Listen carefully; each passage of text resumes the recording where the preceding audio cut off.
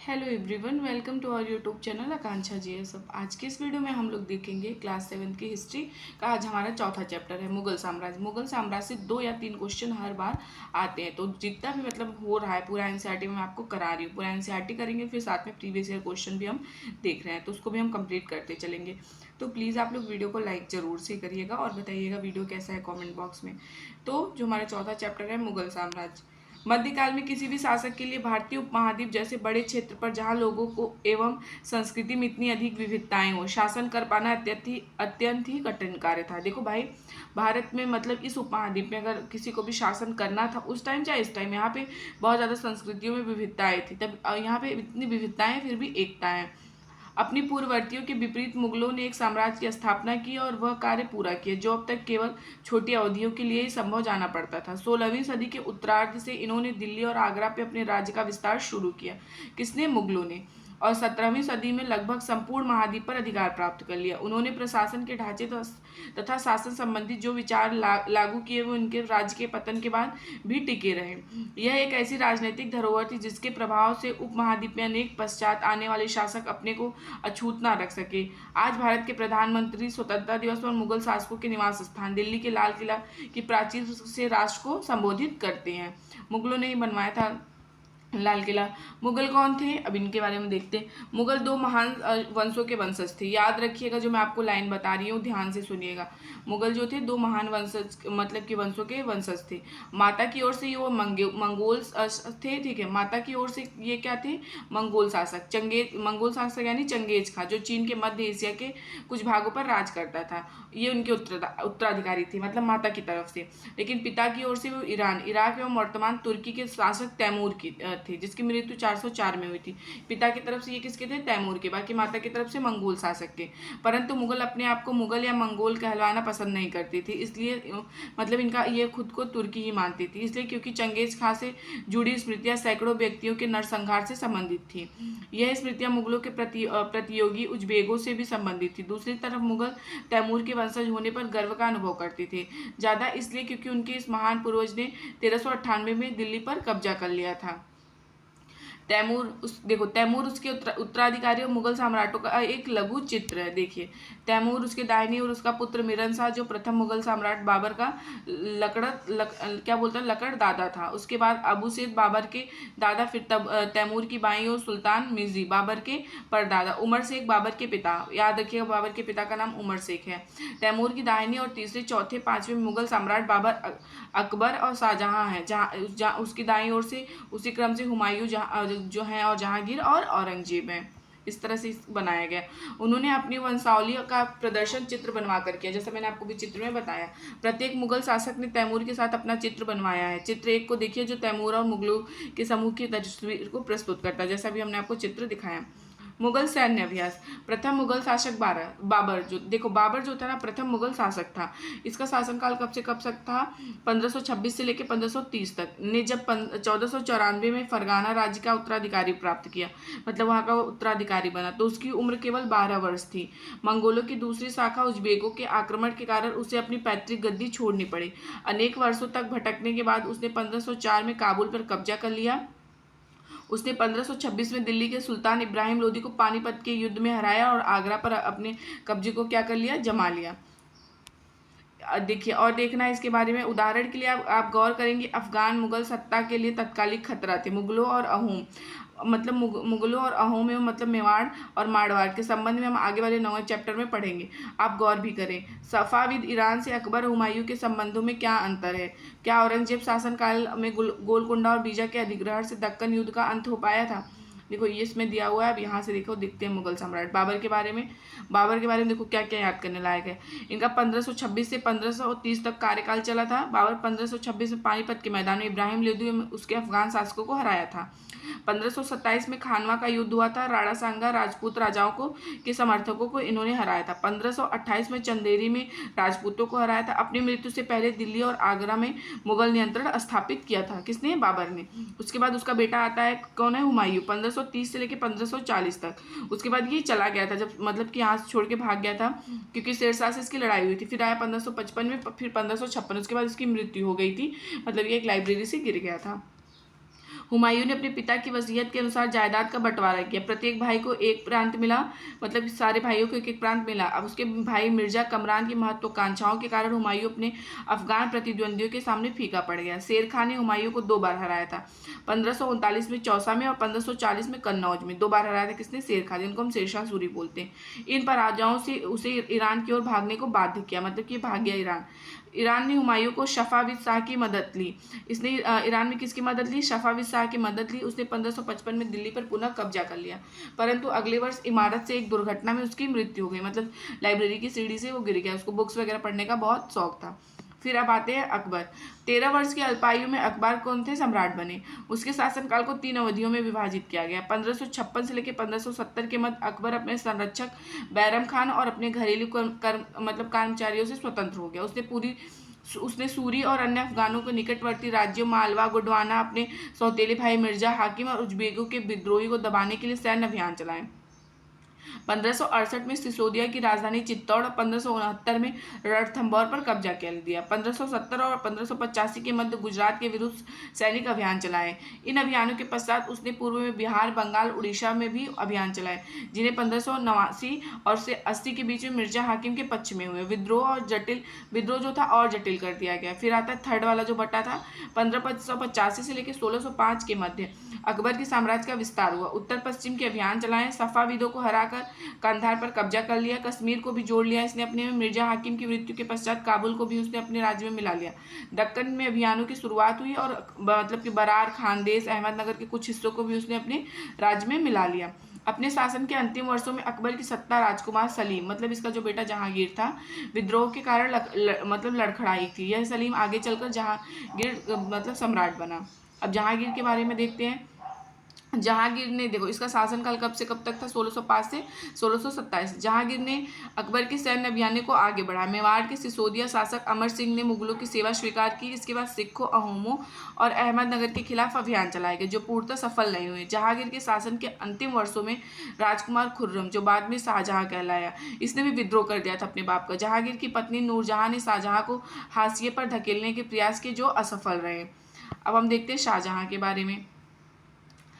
इसका कार्यकाल कब से कब तक था? 1627 से लेकर 1658 तक। दक्कन में शाहजहां के अभियान जारी रहे। अफगान अभिजात खान जहान लोदी ने विद्रोह किया और वह पराजित हुआ। अहमदनगर के विरुद्ध अभियान हुआ, जिसमें बुंदोलों की हार हुई। ओरछा पर कब्जा कर लिया इसने। फिर उत्तर पश्चिम में बल्ख पर कब्जा करने के लिए उजबेकों के विरुद्ध अभियान जो हुआ वो असफल रहा। परिणाम स्वरूप कंधार शफाविदों के हाथ में चला गया।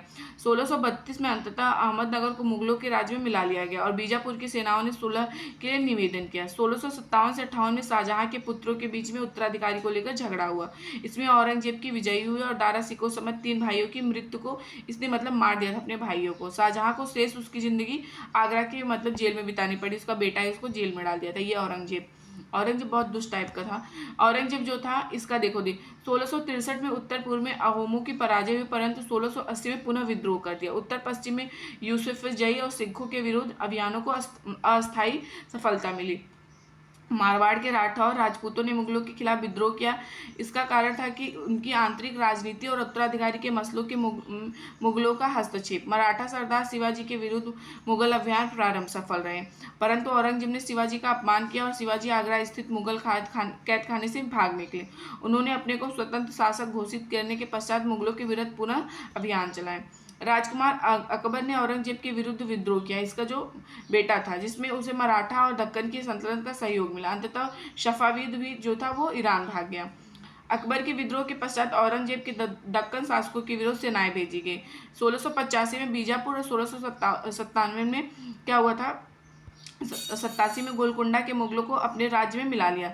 1698 में औरंगजेब ने दक्कन में मराठा जो छापामार पद्धति का उपयोग कर रहे थे उनके विरुद्ध अभियान का प्रबंध स्वयं किया। औरंगजेब को उत्तर भारत सिख, जाट और सतनामियों और उत्तर पूर्व अहेमों और दक्कन के पठारों का विद्रोह का सामना करना पड़ा। उसकी मृत्यु के पश्चात उत्तराधिकारी के लिए फिर युद्ध शुरू हो गया। उत्तराधिकारी की मुगल परंपराएं, देखो एक यहाँ देख लेते हैं। राजपूतों के साथ मुगलों के साथ। जहांगीर की माँ कछवा की राजकुमारी थी। जहांगीर की जो माँ थी कछवा की राजकुमारी, तो वो अंबर वर्तमान जयपुर के राजपूत की शासक की पुत्री थी। शाहजहां की माँ एक राठौर राजकुमारी थी, वो मारवाड़ मतलब जोधपुर के राजपूत शासक की पुत्री थी। उत्तराधिकारी की मुगल परंपरा। मुगल ज्येष्ठ अधिकार के नियम में विश्वास नहीं करते थे। ये देखो बहुत बार क्वेश्चन आ चुका है कि मुगल जो है ज्येष्ठ अधिकार के मतलब कि नियम रखते थे या नहीं। ये बिल्कुल विश्वास नहीं रखते थे ज्येष्ठ अधिकार पे कि मतलब जेठ जो पुत्र होगा ज्येष्ठ वही मतलब पिता का उत्तराधिकारी होता था। इसके विपरीत उत्तराधिकारी वो शहादयात की मुगल और तैमूर वंशों की प्रथा को अपनाते थे, जिसमें उत्तराधिकारी का विभाजन समस्त पुत्रों में कर दिया जाता था। मतलब कि जो इसके योग्य होता था या फिर उसके मतलब इनमें बांट दिया जाता था। मुगलों के अन्य शासकों के साथ संबंध। देखो आप पाएंगे कि मुगलों ने उन शासकों को विरुद्ध लगातार अभियान किया जिन्होंने उनकी सत्ता को स्वीकार करने से इनकार कर दिया। जब मुगल शक्तिशाली हो गए, अन्य कई शासकों ने स्वेच्छा से उनकी सत्ता स्वीकार कर ली। राजपूत इसका एक अच्छा उदाहरण। अनेकों ने मुगले घराने में अपनी पुत्रियों के विवाह करके उच्च पद प्राप्त किए, परंतु कईयों ने इसका विरोध भी किया। मेवाड़ के सिसोदिया राजपूत लंबे समय तक मुगलों की सत्ता को स्वीकार करने से इनकार करते रहे, परंतु जब वे हारे तो मुगलों ने उनके साथ सम्मानी व्यवहार किया और उन्हें उनकी जागीर मतलब वतन उनको वापस कर दिया। पराजित करने परंतु अपमानित न करने के बीच सावधानी से बनाए गए संतुलन की वजह से मुगल भारत से अनेक शासकों और सरदारों पर अपना प्रभाव बढ़ा पाए। मतलब किसी की ये बेइज्जती नहीं करती थी, परंतु इस संतुलन को हमेशा बरकरार रखना कठिन था। इस मतलब कि क्योंकि अब फिर उसके बाद औरंगजेब आया, उसने अपमान करना शुरू कर दिया था। देखो जहाँ से अगर आप किसी की इज्जत नहीं करोगे, अपने आप को बहुत ज़्यादा दिखाओगे, तो समझ लेना पतन स्टार्ट है। औरंगजेब के मृत्यु के बाद ही से मुगल काल जो था खत्म होने लगा था। मनसबदार और जागीरदार। जैसे जैसे साम्राज्य में विभिन्न क्षेत्र सम्मिलित होते गए, वैसे वैसे मुगलों की तरह सामाजिक समूहों के सदस्यों को प्रशासन में नियुक्ति करना आरंभ किया। शुरू शुरू में ज़्यादातर तुरानी जो थे, लेकिन अब इस छोटे समूह के साथ उन्होंने शासक वर्ग में ईरानी, भारतीय, मुसलमान, अफगान, राजपूत, मराठा और अन्य समूहों को भी सम्मिलित कर लिया। मुगलों की सेवा में आने वाले नौकरशाह मनसबदार कहलाए। मनसबदार कौन कहलाए? जो मुगलों की सेवा में आते थे नौकरशाह, वो क्या कहलाए? मनसबदार। मनसबदार का प्रयोग ऐसी व्यक्तियों के लिए होता था जिन्हें कोई मनसब यानी कोई सरकारी हैसियत अथवा पद मिलता था।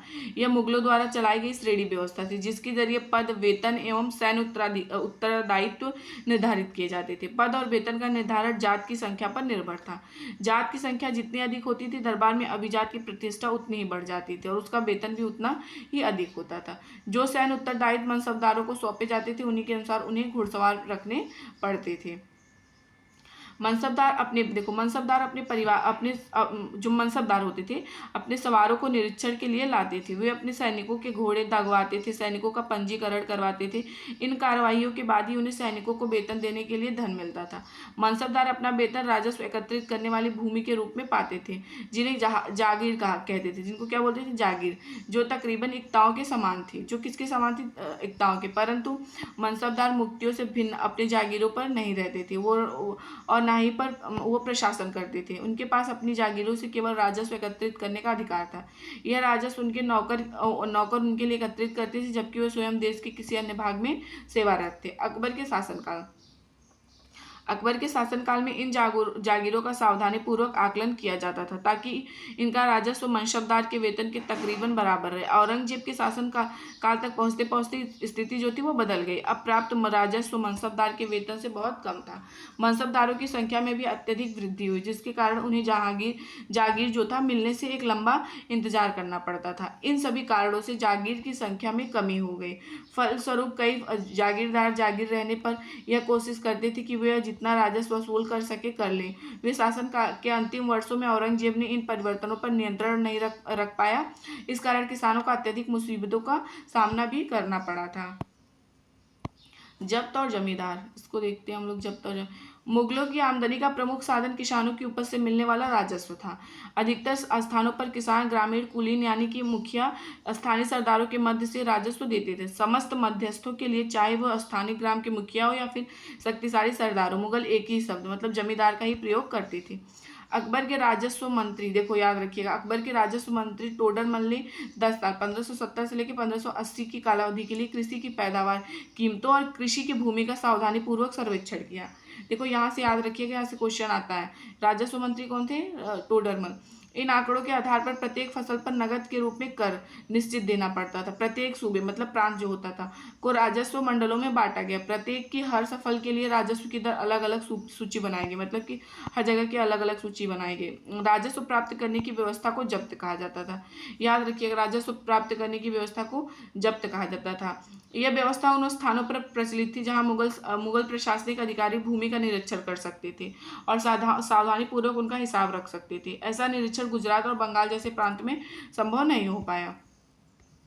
कुछ ही क्षेत्रों में जमींदार इतने शक्तिशाली थे कि मुगल प्रशासकों द्वारा शोषण किए जाने की स्थिति में विद्रोह कर सकते थे। कभी कभी एक ही जाति के जमींदार और किसान मुगल सत्ता के खिलाफ मिलकर विद्रोह कर देते थे। 17वीं शताब्दी के आखिरी में ऐसे किसान विद्रोह ने मुगल साम्राज्य के स्थायित्व को चुनौती दी। देखो इससे क्वेश्चन आता है अकबरनामा और आईन अकबरी से। अकबर ने अपने करीबी मित्र दरबारी अबुल फजल को आदेश दिया कि वह शासन की इतिहास लिखे। अबुल फजल ने यह इतिहास 3 जिल्दों में लिखा था, याद रखिएगा 3 जिल्दों में लिखा और इसका शीर्षक अकबरनामा रखा, मतलब कि इसका शीर्षक रखा अकबरनामा और 3 जिल्द में लिखा था। पहली जिल्द में देखो आपसे क्वेश्चन बहुत बार पूछा, पहली जिल्द में अकबर के पूर्वजों का बयान है, दूसरी अकबर के शासनकाल की घटनाओं का विवरण है। पहले में कौन? अकबर के पूर्वज, दूसरे में अकबर के शासनकाल का विवरण। तीसरी जिल्द में आईन अकबरी, इसमें अकबर के प्रशासन, घराने, सेना, राजस्व और साम्राज्य के भूगोल का ब्यौरा मिलता है। इसमें समकालीन भारत के लोगों की परंपराओं और संस्कृतियों का भी विस्तृत है। आईन अकबरी का सबसे रोचक आयाम है विविध की प्रकार की चीजें, फसलें, पैदावार, कीमती मजदूरों और राजस्व का सांख्यिकी विवरण।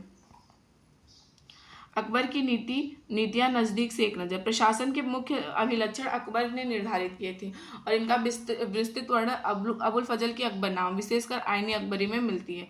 अबुल फजल के अनुसार साम्राज्य कई प्रांतों में बटा हुआ था जिन्हें सूबा कहा जाता था।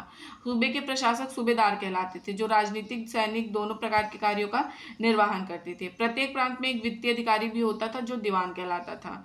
कानून और व्यवस्था बनाए रखने के लिए सूबेदार को अन्य अफसरों का सहयोग प्राप्त था, जैसे कि बक्सी हो गया, मतलब कि सेना वेतनाधिकारी, मतलब जो उनका वेतन होता था। सदर धार्मिक और धर्मार्थ किए जाने वाले कार्यों का मंत्री। फौजदार सेना नायक होता था। कोतवाल नगर का पुलिस होता था।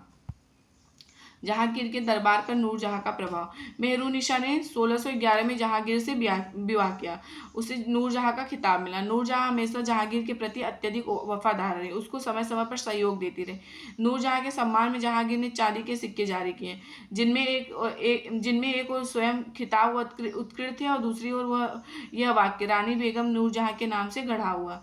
बाईं ओर दिया गया दस्तावेज जो था वो नूरजहां द्वारा जारी किया गया आदेश यानी फरमान था। चौकोर मुहर बताती कि उद्दात और महान महारानी नूरजहां पादशाह बेगम का आदेश है। गोल मुहर के अनुसार शाह जहांगीर के प्रताप से महारानी चंद्रमा जैसी वैभवशाली बन गई। यह कामना करते कि नूरजहां पादशाह इस युग की सर्वोत्तम महिला बने। अकबर के अभिजात। देखो अकबर के अभिजात बड़ी सेनाओं का संचालन करते थे, बड़ी मात्रा से वे राजस्व खर्च कर सकते थे। जब तक वे वफादार रहे साम्राज्य का कार्य सफलतापूर्वक चलता रहा, परंतु 17वीं सदी के अंत तक कई अभिजातों ने अपने स्वतंत्र ताने बाने बुन लिए थे। साम्राज्य के प्रति उनकी वफादारी उनके निजी हितों के कारण कमजोर पड़ गई। 1570 में अकबर जब फतेहपुर सिकरी में था तो उसने उलेमा ब्राह्मणों मतलब कि ज्यूस्ट पादरी जो रोमन कैथोलिक थे और जरूर धर्म के अनुयायियों के साथ धर्म के मामलों पर चर्चा किया था। यह चर्चा इबादत खाना में हुई।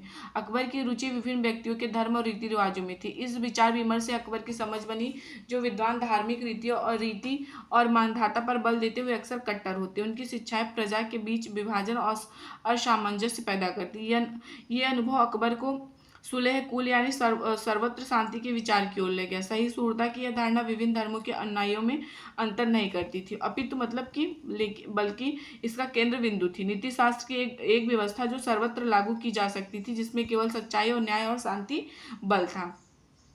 अबुल फजल ने सुलह कुल के इस विचार पर आधारित शासन दृष्टि बनाने में अकबर की मदद की। शासन के सिद्धांत को जहांगीर और शाहजहां ने भी अपनाया था।